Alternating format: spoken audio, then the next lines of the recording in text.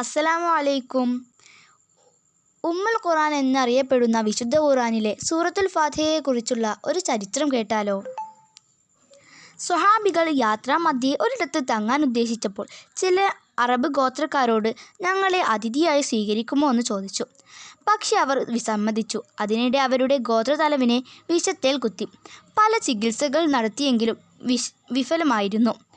അവർ ഞങ്ങളുടെ ഈ സംഘത്തെ സമീപിച്ച് ചോദിച്ചു, നിങ്ങളുടെ അടുക്കൽ തേൽവിഷത്തിനുള്ള മരുന്നുണ്ടോ?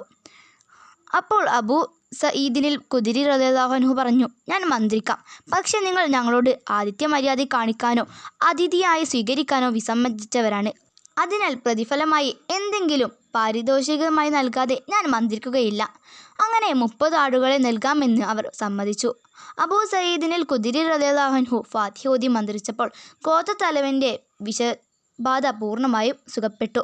അവർക്ക് അതിന് പാരിതോഷികം ലഭിച്ചപ്പോൾ സംഘത്തെ ചിലർ അത് വീതിച്ചു നൽകണമെന്ന് അഭിപ്രായം പറഞ്ഞപ്പോൾ മന്ത്രിച്ചയാൾ പറഞ്ഞു, നമുക്ക് നബി സല്ലല്ലാഹു അലൈഹി വസല്ലം തങ്ങളുടെ നിർദ്ദേശം പോലെ ചെയ്യാം.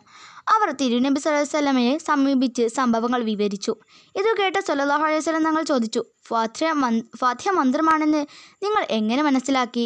നിങ്ങൾ ചെയ്തത് ശരിയാണ്. നിങ്ങൾക്ക് ലഭിച്ച പാരിതോഷികം നിങ്ങൾ വീതിച്ചെടുക്കണം.